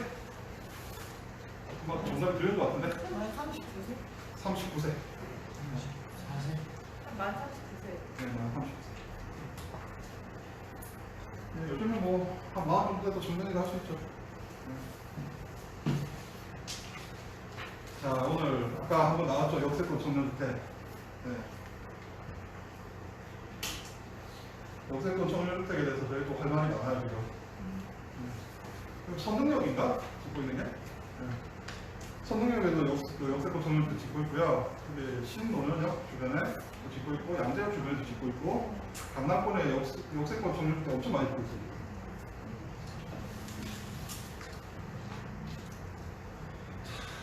그래서 서울시에서 역세권 청년주택의 공간 확보해서 주거센터를 입주시켜 준다고 했었는데 서울시가 확인해 보니까 강남구는 라고 해서 저희가 인사를 못 하고 있는데, 되게 이게 뭐냐면 청년들이 주거 문제에 관심이 요즘 되게 많이 높아졌어요. 네. 월급 받아가지고 너무 그 주거 비용이 많이 들다 보니까 되게 불만이 너무 많잖아요. 지금 이번에 선거에서도 그런 게 많이 드러나고 그러고 다니는 거죠. 그러다 보니까 이제 정부에서, 특히 서울시에서 역세권 청년주택이라는 거를 공급을 되게 장려하고 있어요. 이게 뭐냐면 토지는 유한하잖아요. 한계가 있잖아요. 부동산 공부하면 부동산 특성 배우면 부증성이라고 해요. 부동산의 그 특성으로. 공인중개사 공부하면 뭐하죠? 그래서 이게 그러다 보니까 토지 용도를 다 정해놔요. 여기 땅 여기서 여기까지는 상업지구니까 땅 면적의 몇 배까지만 구분 올려라. 이게 다 정해져 있잖아요. 그죠? 쉽게 말해서 상업지구면 뭐 700% 용적률. 용적률이란 말을 아시겠죠? 네. 땅이 100평이면 700평까지 지을 수 있으면 용적률 700%예요. 아시겠죠?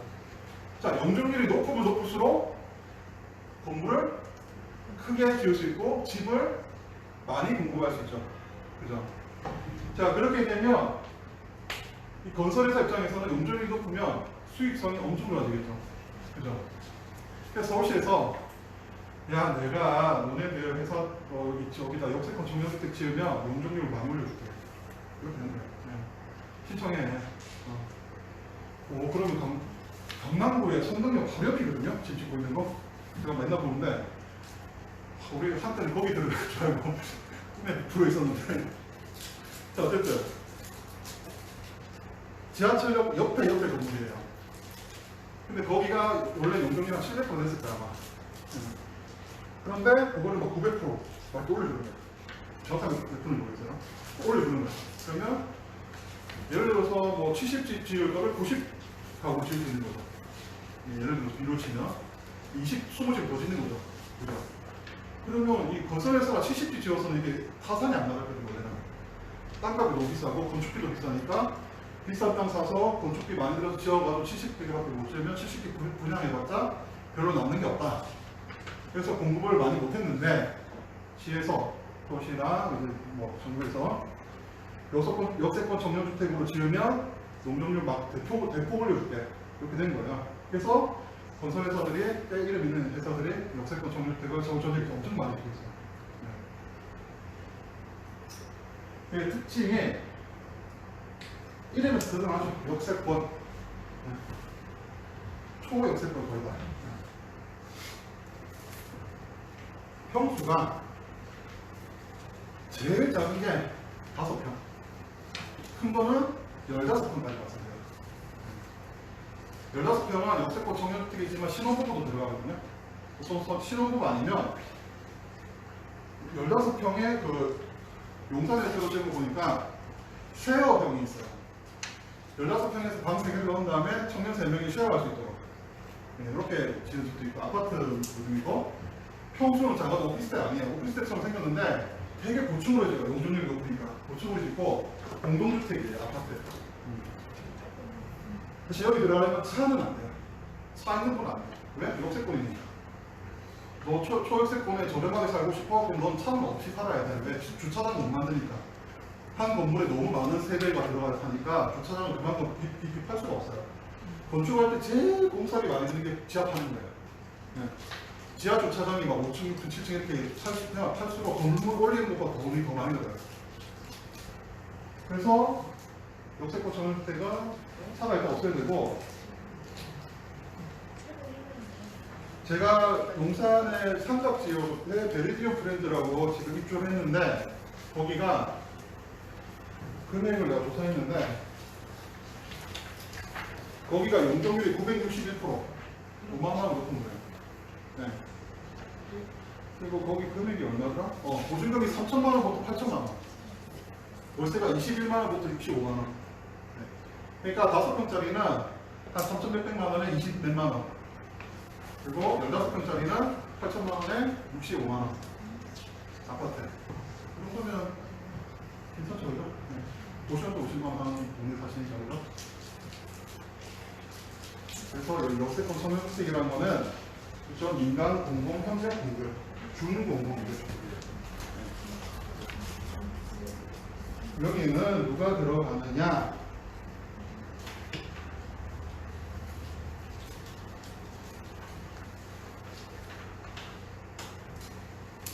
대학생이나 청년이나 신혼부부인데 1순위가 월평균소득 100%예요. 100% 얼마죠? 자, 이때를 위해서 표를 나눠드린 거예요. 코팅지. 얼마? 299만 원. 그러니까 돈 좀 버는 것도 들어갈 수 있는 거예요. 자, 사회초년생들 월급 뭐 200만 원 초반부터 많아 200만 초반이잖아요. 그죠? 그러니까 청년들은 들어갈 수 있다. 2순위나 110%. 좀 더 벌어도 2순위는 될 수 있는 거예요.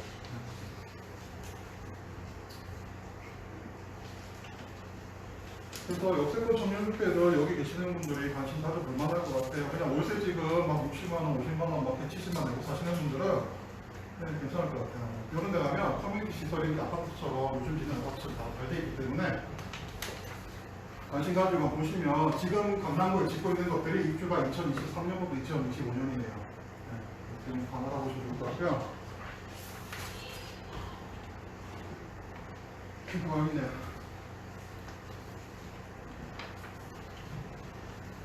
이거는 지금 이제 검색에서 나오는 것만 정리된 거고 계획만 있고 이런 거 아직 인터넷에 없는 것들 이런 거 있어요. 잘 보셔야 되고요.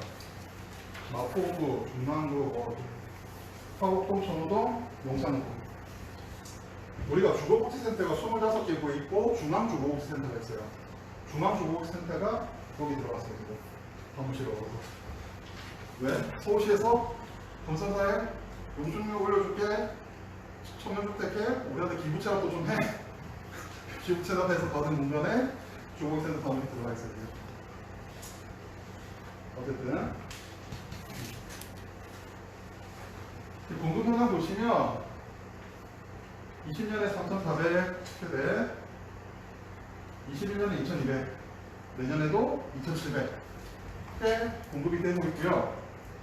강남구 아니더라도 다 초역세권이기 때문에 뭐 얼마든지 좋은 입지 조건에서 새 아파트에서 면적 좀 좁아서 혼자 사시면 충분히 괜찮다고 생각이고요. 그 다음에 사회주택이라는 게 있어요.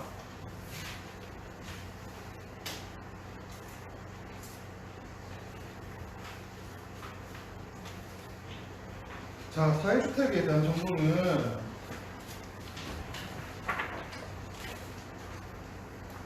저기 서울시에서 운영하는 사회주택 종합지원센터 홈페이지가 있어요. 네. SH에서 협박서 운영하나? 어쨌든 그런 게 있어요. 사회주택 종합지원센터. 사회주택 플랫폼이라는 이름으로 있는데 거기도 정보가 좀 있고 거기 들어가면 눌러보면 서울시에 있는 사회주택 위치들이랑 이런 게 쫙 보여. 그 맵에 뿌려져요. 네. 그리고 그 외에 사회주택 협회라는 데 민간단체에서 운영하는 홈페이지가 있거든요. 거기 들어가셔도 정보가 많이 있습니다. 사실 근데 이제 강남구에는 사회주택이 좀 없어요. 많이 없고 이 사회주택은 뭐냐? 사회적 기업 아시죠? 들어보죠. 사회적 기업, 사회적 협동조합, 비영리단체, 그다음에 공익법인, 그다음에 학교법인 이런 데서 사회적 경제 주체에 의해서 오타에 의해서 공급된 임대주택이 사회주택인데 뭐 형태는 다양해요. 근데 뭐 청년들 사는 뭐 쉐어하우스 비슷한 그런 데도 있고요. 개별 호실로 사는 데도 있고. 이거는 이제 개별 공고를 다 보셔야 돼요. 누가 들어가냐 이제 보시면 본인과 부모가 같은 이제 합산 세대 같이 되어 있는 경우는 월평균 소득이 100%이야. 본인이 혼자 단독 세대주일 때는 월평균 소득 20%이야. 까지 들어갈 수 있어요. 왜냐하면 여기 세대원이 많으면 여기 금액이 엄청 올라가거든요. 4인 가구, 5인 가구 돼버리면 금액이 커지죠, 그죠? 저는 100%. 1인 가구일 때는 아니면 이제 청년이 본인이 세대주일 때, 네? 월평균소득 120%까지. 자동차 3,496만 이하, 총자산 2억 4,400만 이하일 때 신청이 가능합니다. 사회주택 요양을 두 개 있는데 읽어보시고요. 뭐냐면 공공에서 토지 빌려줄 테니까 너네가 지어. 아니면 공공에서 갖고 있는 노후된 주택을 주면 리모델링해. 이 리모델링하거나 집 짓는 주체는 아까 말한 사회적 기업, 사회적 협동조합 이런 내용입니다. 자, 이제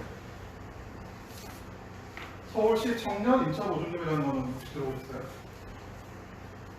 서울시에는 청년 관련사 참 많아요, 지금. 네. 돌아가신 그 박 시장님이 청년에 대한 관심이 많았죠. 네, 뭐 공간을 통해서 이제 어떤 청년에 대한 사업이 많이 많아졌어요. 서울에. 그 중에서 서울 청년 인턴 보증금 이게 되게 핫해요, 사실.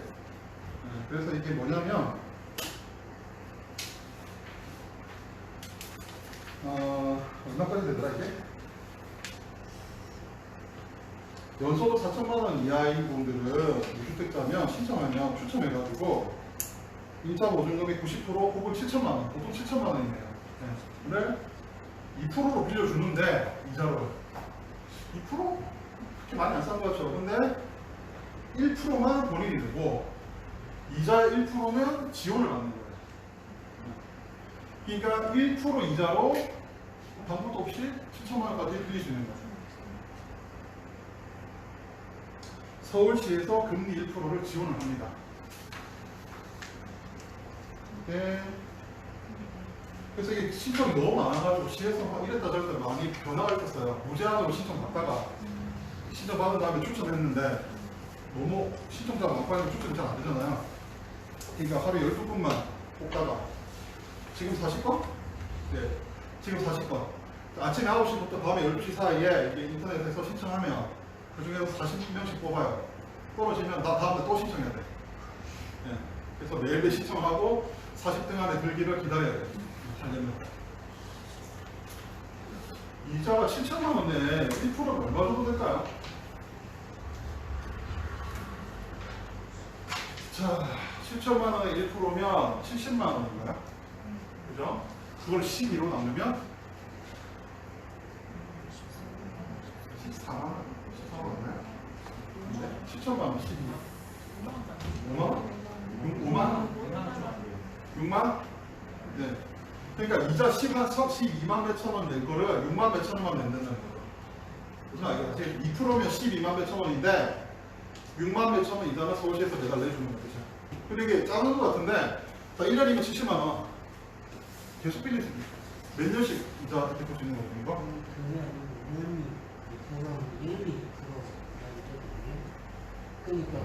그러니까 연리 2%면 1년에 140만 원 이자, 그죠? 네. 그거를 12로 나오면 되잖아요. 한 달에? 한 달에 70만 원씩 12달에 연이 2%. 한 달이 아니고요. 1년에.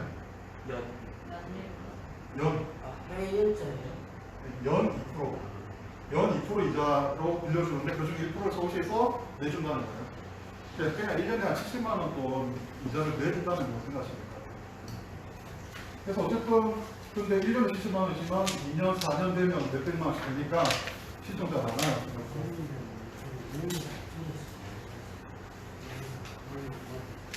자, 뭐 신청자 대출 절차는 여기 표로 다 잘 정리되어 있으니까 보시면 될 것 같고요. 자, 유의사항. 딱 한 번만 받으세요. 생일에 추천서라고 줘요. 지자체에서. 지자체에 주는 것 같아요. 선정해가지고 서울시에서. 그러면 그걸 이게 당첨됐다는 안내문 같은 거 추천서예요. 그걸 가지고 금융위 가서 받는 거예요. 그 다음에 불법 건축물이 있는 다중주택, 불법 건축물이 있거나 다중주택에 가면 다중주택은 벌집주택이라고 해요. 네. 그 공간을 쪼개가지고 사는 그런 주택. 그리고 공공임대주택에 이미 계시는 분들. 공공임대주택으로 가져가실 분들. 안 됩니다. 자, 그래서 이 서울시 임차보증금은 매일 40명을 추첨해서 뽑는다. 9시부터 6시까지 지원할 수 있다, 온라인에서. 네. 그 다음에 서울 청년월세 지원이라고 한동안 되게 인터넷에서 이슈가 됐는데 들어보셨어요? 들어보셨어요? 3월 12일날 이제 마감됐거든요. 한 9일 만에 마감됐네요. 8일, 9일 만에. 그죠? 임차보증금 5천만 원 이하, 월세 60만 원 이하 건물에 월세를 보조하는 무주택자들한테 청년일 경우에 월세를 얼마? 20만 원까지. 최대 10개월. 총 200만 원까지 월세를 지원해주는 사업을 했는데 10일도 안 돼서 마감됐어요. 해마다 해요. 그죠? 내년에 갈 것 같아요. 내년 봄에 처음을 내는 게 있으니까 관심 있으신 분들은 체크해놨다가 하시면 될 것 같아요. 그리고 차량 시가가 아마 이거 3,500원 바뀌었을 것 같은데, 그죠? 2,500원 있는데, 지금 여기? 왜냐면 3월 10일 이후에 이제 3,500으로 바뀌어가지고 그때 이제 안 바뀌어간다고. 내년에는 이게 3,500으로 아마 공부가 날 것 같아요. 어떻게 보냐, 구간을 3개로 나눠서 뽑아요. 근데 1구간 2,500명, 2구간 2,000명, 3구간 500명 이렇게 뽑아요. 월세 지원할 대상은 추첨으로, 무작위 추첨으로 뽑아요. 무작위 전산 추첨.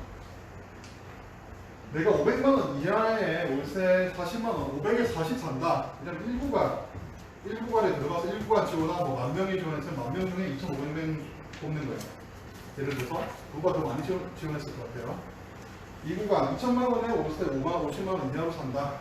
2구간 조금 더 비싼 5천만원에 60만원 산다. 500명 정도. 그러니까 조금 더 열악한 데 사시는 분들을 조금 더 많이 뽑는 거예요.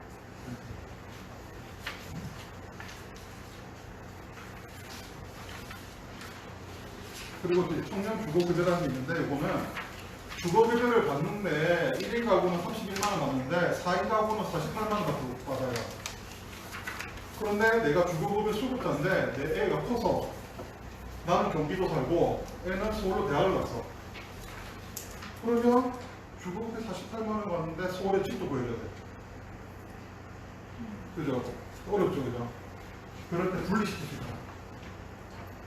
그러면 청년 주거급여를 해서 청년이 학업이나 직장 같은 이유로 타시 공부로 갔을 때 주거급여 수급자를 분리하는 거예요. 그럼 3인 가구, 1인 가구 해가지고 1인 가구 급여를 줬겠죠. 좀 더 많이 받으십니다.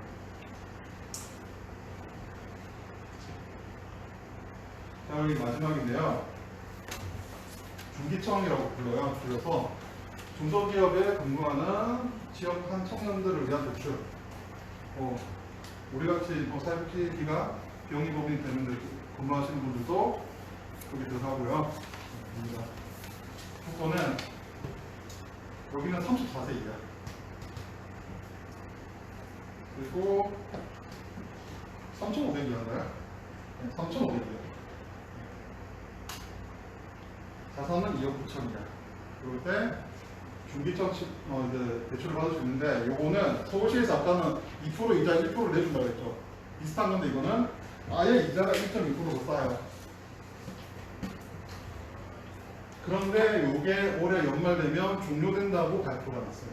그래서 올해 안에 집을 구하실 청년이 있다 하면 중소기업 다닌다. 그러면 올해 안에 먹으시면 돼요. 자, 이렇게 해서 좀 지루하겠지만 양이 많아가지고 뭐 농담할 시간 놓고 저희가 처음 보니까 제가 편하게 얘기할 수가 없어서 처음 내용만 열심히 얘기했는데, 자, 여기까지 하고 저희가 좀 질문 잠깐 받을까요? 질문하실 분 있을까요? 네, 들을만 하셨어요? 완전 새로운 내용이죠. 질문 없습니까?